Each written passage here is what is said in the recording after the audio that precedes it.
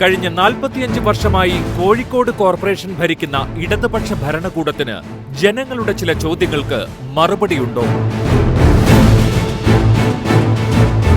കോഴിക്കോട് കോർപ്പറേഷനിൽ അമൃത് പദ്ധതി നടത്തിപ്പുമായി ബന്ധപ്പെട്ട് കൺട്രോളർ ആൻഡ് ഓഡിറ്റർ ജനറൽ കണ്ടെത്തിയ ക്രമക്കേടുകൾക്ക് ഉത്തരം നൽകാൻ കഴിയാതെ അധികൃതർ.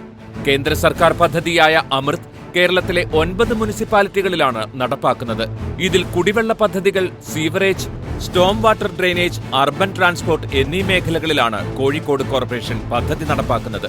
46.320 കോടി ചെലവ് വരുന്ന കുടിവെള്ള പദ്ധതികൾ വാട്ടർ അതോറിറ്റിയെ ഏൽപ്പിച്ചിട്ടുണ്ടെങ്കിലും പ്രവൃത്തി മോണിറ്റർ ചെയ്യാനുള്ള ഒരു സംവിധാനവും കോർപ്പറേഷൻ ഒരുക്കിയിട്ടില്ല.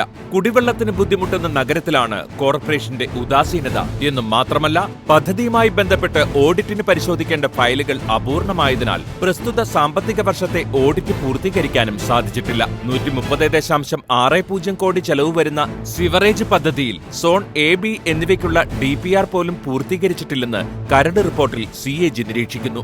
40.750 കോടി ചെലവുള്ള സ്റ്റോം വാട്ടർ ഡ്രെയിനേജ് പദ്ധതിയും പാതി വഴിയിലാണ്. 11.35 കോടി ചെലവ് വരുന്ന അർബൻ ട്രാൻസ്പോർട്ട് പദ്ധതിയും മന്ദഗതിയിലാണ് നടക്കുന്നതെന്നും CAG നിരീക്ഷിക്കുന്നു. കൊട്ടിഘോഷിച്ചു കൊണ്ടുവന്ന അമൃത് പദ്ധതിയിലുള്ള CAGയുടെ കണ്ടെത്തലുകളും കരട് റിപ്പോർട്ടും കോർപ്പറേഷൻ തെരഞ്ഞെടുപ്പ് വരെ പുറം ലോകം അറിയരുതെന്ന കർശന നിർദ്ദേശമാണ് ഭരണാനുകൂല സംഘടനയിലെ ഉദ്യോഗസ്ഥർക്ക് CPM നൽകിയിരിക്കുന്നത്. അമൃത് പദ്ധതിയുടെ ഭാഗമായി STP പ്രവർത്തികളുടെ DPR തയ്യാറാക്കാനുള്ള ഏജൻസിയെ തെരഞ്ഞെടുത്തത് ചട്ടങ്ങൾ മറികടന്നെന്ന് CAG. Kozhikode medical college, zone A എന്നിവിടങ്ങളിലെ 2 വ്യത്യസ്ത സെപ്റ്റേജ് ട്രീറ്റ്മെന്റ് പ്ലാന്റുകളുടെ DPR തയ്യാറാക്കാനാണ് കോഴിക്കോട് ആസ്ഥാനമായ റാം ബയോളജിക്കൽസ് പ്രൈവറ്റ് ലിമിറ്റഡിനെ ഏൽപ്പിച്ചത്. 2 പ്രവൃത്തികൾക്കുമായി ഏതാണ്ട് 2 കോടി രൂപയ്ക്കടുത്തു വരുന്ന കൺസൾട്ടൻസി ചാർജിൽ 63,78,185 രൂപ 3 ഘട്ടങ്ങളിലായി കൈമാറി. എന്നാൽ പൊതുമരാമത്ത് ചട്ടങ്ങളും ഗവൺമെന്റ് ഉത്തരവുകളും പരിഗണിക്കാതെ STP DPR തയ്യാറാക്കി മുൻപരിചയം പോലുമില്ലാത്ത സ്വകാര്യ സ്ഥാപനത്തെ സഹായിക്കാനുള്ള കോർപ്പറേഷന്റെ ത്വരയെ ഗുരുതര വീഴ്ച എന്നാണ് CAG വിശേഷിപ്പിച്ചിരിക്കുന്നത്. തലസ്ഥാനത്തെ ഉദ്യോഗസ്ഥനും കൺസൾട്ടൻസി ഉടമയും നഗരത്തിലെ CPM MLAയും ചേർന്നുള്ള പങ്ക് കച്ചവടമാണ് ഇതെന്നാണ് പാർട്ടിക്ക് അകത്ത് തന്നെയുള്ള അടക്കം പറച്ചിൽ. 11/6/2018 GO നമ്പർ 82/2018/LSGD ഉത്തരവ് പ്രകാരം 12/18213 റീസർവേ നമ്പറിൽപ്പെട്ട ഞെളിയൻ പറമ്പിലെ 12.67 ഏക്കർ സ്ഥലം പാട്ടവ്യവസ്ഥയിൽ കോർപ്പറേഷന്റെ മാലിന്യ സംസ്കരണ പ്ലാന്റ് നിർമ്മിക്കുന്നതിനായി KSIDCക്ക് കൈമാറുകയും Malabar waste management limited Bangalore എന്ന സ്ഥാപനത്തെ കൂടി ഉൾപ്പെടുത്തി പ്ലാന്റ് സ്ഥാപിക്കാൻ സംയുക്ത ഉടമ്പടി ഒപ്പുവയ്ക്കുകയും ചെയ്തു. എന്നാൽ പ്രസ്തുത കരാർ നിലനിൽക്കെ പ്രദേശത്തെ ലെഗസി വേസ്റ്റ് നീക്കം ചെയ്യാൻ GST ഇല്ലാതെ 7.70 കോടി രൂപയ്ക്ക് സാന്റോ ഇൻഫ്രാടെക് പ്രൈവറ്റ് ലിമിറ്റഡ് എന്ന സ്ഥാപനവുമായി 3/12/2019 കരാറുണ്ടാക്കുകയും 1,09,72,500 രൂപ കൈമാറുകയും ചെയ്തു.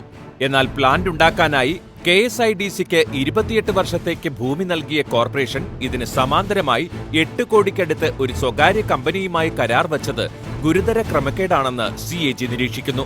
മാത്രവുമല്ല, പ്ലാന്റ് നിർമ്മാണത്തിന് KSIDCക്കും നഗരസഭയ്ക്കുമൊപ്പം സംയുക്ത ഉടമ്പടി വച്ച മലബാർ വേസ്റ്റ് മാനേജ്മെന്റ് കമ്പനിയുടെയും ലെഗസി വേസ്റ്റ് നീക്കം ചെയ്യാൻ കരാറുണ്ടാക്കിയ സാന്റോ ഇൻഫ്രാടെക്കിന്റെയും വിലാസവും ജനറൽ മാനേജറും ഒന്നാണെന്ന CAGയുടെ കണ്ടെത്തലും ഈ ഇടപാടിൽ നടന്ന അഴിമതിയുടെ ആഴം വ്യക്തമാക്കുന്നു. കോർപ്പറേഷന്റെ കീഴിൽ വെസ്റ്റ് ഹില്ലിലും റെയിൽവേ സ്റ്റേഷന് സമീപത്തും 2 ആയുർവേദ ഡിസ്പെൻസറികളും ഇതിനു പുറമെ സർക്കാരിൽ നിന്ന് കൈമാറി കിട്ടിയ 2 ആശുപത്രികളും പ്രവർത്തിക്കുന്നുണ്ട്. 2018, 2019, 2019, 2020 സാമ്പത്തിക വർഷങ്ങളിൽ യഥാക്രമം നമ്പർ 63/19, നമ്പർ 438/20 പദ്ധതി പ്രകാരം ഡിസ്പെൻസറികളിലേക്കുള്ള മരുന്ന് ലഭ്യമാക്കിയ കോർപ്പറേഷൻ ആശുപത്രികളിലേക്ക് ഒരു മരുന്ന് പോലും വാങ്ങിയില്ല. എന്നാൽ ഒരു ഡോക്ടറും അറ്റൻഡറും മാത്രമുള്ള വെസ്റ്റ് ഹില്ലിലെ ഡിസ്പെൻസറിയിൽ അളവ് പോലും നോക്കാതെ പൊട്ടിക്കാത്ത കുപ്പിമരുന്നുകൾ വിതരണം ചെയ്തു. ഫലമോ, പിന്നീട് വരുന്നവർക്ക് മരുന്നുമില്ല. മരുന്ന് വിതരണത്തിന് രജിസ്റ്റർ പോലും ഇവിടെയില്ല എന്നായിരുന്നു CAGയുടെ കണ്ടെത്തൽ. ഇങ്ങനെ നികുതി പിരിക്കാമോ? തുഗ്ലക് കാലഘട്ടത്തെ അനുസ്മരിപ്പിക്കുന്ന നികുതി സമ്പ്രദായമാണ് കോഴിക്കോട് കോർപ്പറേഷൻ നടപ്പാക്കിയിരിക്കുന്നത്. പല കാലങ്ങളിൽ ചെറിയ രീതിയിൽ മാത്രം വർദ്ധിപ്പിക്കേണ്ടിയിരുന്ന കെട്ടിട നികുതി അതൊന്നും ചെയ്യാതെ 2016 ഏപ്രിൽ 1 മുതലുള്ള മുൻകാല പ്രാബല്യത്തോടെ അടയ്ക്കാനാവശ്യപ്പെട്ടത് 2020-ൽ. 4 വർഷത്തെ നികുതി ഒറ്റയടിക്ക് അടയ്ക്കേണ്ടി വന്നവർ തലയിൽ കൈവച്ചു പോയി. ഇതോടെ വീടുകൾക്കും വ്യാപാര സ്ഥാപനങ്ങൾക്കും 50% മുതൽ 100% വരെയുള്ള നികുതി വർധനയുടെ ഭാരമാണ് ചുമക്കേണ്ടി വന്നത്. കച്ചവടക്കാർക്കുള്ള ഡിയാൻഡോ ലൈസൻസ് ഫീയിലുമുണ്ട് അശാസ്ത്രീയത. 5 വർഷത്തേക്കുള്ള ഫീ ഒറ്റത്തവണയായാണ് കോർപ്പറേഷൻ ഈടാക്കിയത്. 5 വർഷത്തിനിടയിൽ നഷ്ടം വന്ന് കച്ചവടം പൂട്ടിയാലോ ഫീ തിരിച്ചു നൽകുകയുമില്ല. നഗരത്തിന്റെ വൃത്തി മനുഷ്യസാധ്യമായ രീതിയിൽ നിലനിർത്താൻ രാത്രിയും പകലുമില്ലാതെ കഷ്ടപ്പെടുന്ന ഒരു കൂട്ടം മനുഷ്യരുണ്ട് ഈ നഗരത്തിൽ. നടക്കാവിലെയും സ്റ്റേഡിയം പരിസരത്തെയും ഉൾപ്പെടെ വ്യത്യസ്ത കോളനികളിൽ അധിവസിക്കുന്ന ഒരു കൂട്ടം അറിയപ്പെടാത്ത മനുഷ്യജീവികൾ. ഇവർ അധിവസിക്കുന്ന ഭൂമിയിൽ കണ്ണുവച്ച CPM നേതാക്കൾ ഉൾപ്പെടെ മാഫിയ ഇവരെ മറ്റൊരിടത്തേക്ക് പറിച്ചു നടാനും ഇവിടങ്ങളിൽ ഷോപ്പിംഗ് കോംപ്ലക്സുകൾ പണിയാനും കോർപ്പറേഷന്റെ പിന്തുണയോടെ ആലോചന നടത്തിവരുന്നു. അധസ്ഥിതർക്കൊപ്പമാണെന്ന് വായിട്ടലച്ചാൽ പോരാ, സത്യസന്ധമായി അത് പാലിക്കാൻ പഠിക്കണം. തെരുവ് വിളക്ക് പദ്ധതിയിൽ കോർപ്പറേഷൻ ഇപ്പോഴും മൗനം പാലിക്കുകയാണ്. കൃത്യമായി പണം നൽകി വർഷങ്ങളോളം KSEBയെ ആയിരുന്നു തെരുവ് വിളക്ക് പരിപാലനത്തിന്റെ ചുമതല കോർപ്പറേഷൻ ഏൽപ്പിച്ചിരുന്നത്. എന്നാൽ നിലവിൽ കോർപ്പറേഷൻ ഭരണസമിതി KSEBയ്ക്ക് പകരം ഈ ചുമതല കർണാടകത്തിൽ നിന്നുള്ള KEO NIEC എന്ന കമ്പനിയെ ഏൽപ്പിച്ചു. എനർജി ലാഭം എന്ന പേരിൽ ഇവർ സ്ഥാപിച്ച LED വിളക്കുകളൊന്നും നഗരത്തിന് വേണ്ട വെളിച്ചം തരുന്നില്ല. ഇവരെക്കൊണ്ട് സേവനം ഉറപ്പാക്കാനുള്ള പ്രവർത്തനം കോർപ്പറേഷന്റെ ഭാഗത്തുനിന്ന് ഉണ്ടാവുന്നുമില്ല. 2015-16 മുതലുള്ള ഭേദഗതി പ്രകാരം അതത് തദ്ദേശ സ്ഥാപനങ്ങൾക്ക് സർക്കാർ നൽകുന്ന ബജറ്റ് വിഹിതം ചിലവഴിച്ചില്ലെങ്കിൽ നഷ്ടപ്പെടുന്ന സാഹചര്യമാണ് നിലവിലുള്ളത്. ലഭ്യമായ കണക്ക് പ്രകാരം അവസാനത്തെ സാമ്പത്തിക വർഷമായ 2018-19 മാത്രം 39.52 കോടി രൂപയാണ് ചെലവഴിക്കാത്തതുകൊണ്ട് മാത്രം കോഴിക്കോട് കോർപ്പറേഷന് നഷ്ടമായത്. വികസന ഫണ്ട് ജനറൽ 10.63 കോടി, CFC 24.48 കോടി, മെയിന്റനൻസ് ഫണ്ട് റോഡ് 2.12 കോടി, മെയിന്റനൻസ് ഫണ്ട് റോഡ് ഇതരം 2.29 കോടി രൂപ എന്നിങ്ങനെയാണ് കോഴിക്കോട് കോർപ്പറേഷൻ നഷ്ടപ്പെടുത്തിയ ഇനം തിരിച്ചുള്ള കണക്ക്. കോഴിക്കോടിന്റെ ചരിത്രവും അഭിമാനവുമാണ് മിഠായി തെരുവ്. പക്ഷേ ഇന്ന് മിഠായി തെരുവിലെ കച്ചവടക്കാരുടെ കണ്ണുനീരിന്റെ കാരണക്കാർ കോഴിക്കോട് കോർപ്പറേഷൻ മാത്രമാണ്. പൈതൃക സംരക്ഷണത്തിന്റെ ഭാഗമായി മിഠായി തെരുവിന് പരിഗണന നൽകുക തന്നെ വേണം. പക്ഷേ ഈ തെരുവിനെ ഇത്രയും നാൾ സംരക്ഷിച്ചു പോന്ന കച്ചവടക്കാരുടെ അന്നം നിഷേധിക്കാതെ വേണ്ടിയിരുന്നു പരിഷ്കരണ നടപടികൾ.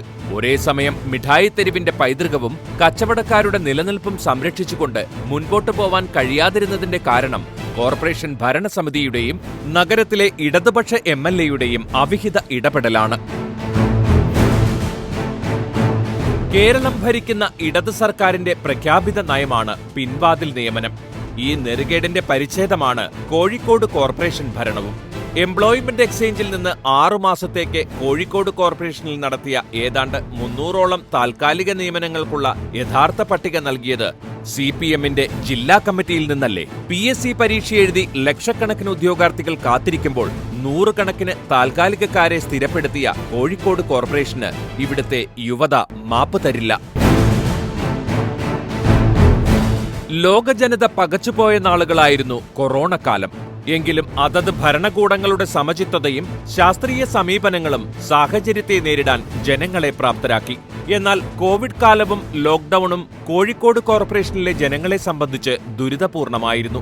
അശാസ്ത്രീയമായി കണ്ടെയ്ൻമെന്റ് സോണുകൾ പ്രഖ്യാപിച്ച് എല്ലാറ്റിലും രാഷ്ട്രീയം കളിച്ച് കോർപ്പറേഷൻ ഭരണകൂടം നഗരത്തിലെ ജനജീവിതം അതിസങ്കീർണമാക്കി.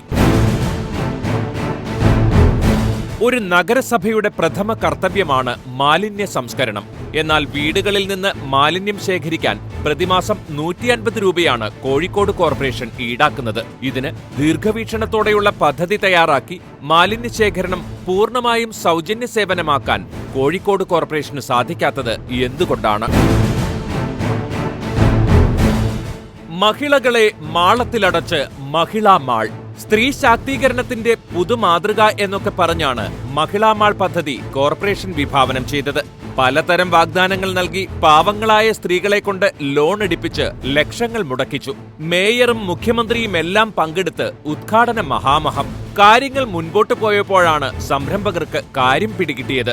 കോർപ്പറേഷൻ വരുമാനം ഉറപ്പു പറഞ്ഞ മാളിൽ വാടക കൊടുക്കാനുള്ള കച്ചവടം പോലും കിട്ടില്ല. പരാതിയും സമരവുമായി വനിതകൾ തെരുവിലിറങ്ങിയപ്പോൾ ഞങ്ങൾക്കൊന്നും അറിയില്ലെന്ന് പറഞ്ഞ് മേയർ പോലും കൈയൊഴിഞ്ഞപ്പോഴാണ് കോർപ്പറേഷൻ ഒരുക്കിയ ചതിയുടെ യഥാർത്ഥ ചിത്രം സാധു സ്ത്രീകൾക്ക് ബോധ്യമായത്. സംസ്ഥാന സർക്കാരും കോഴിക്കോട് കോർപ്പറേഷനും കൊട്ടിഘോഷിച്ച പദ്ധതികളിലൊന്നാണ് ലൈഫ്.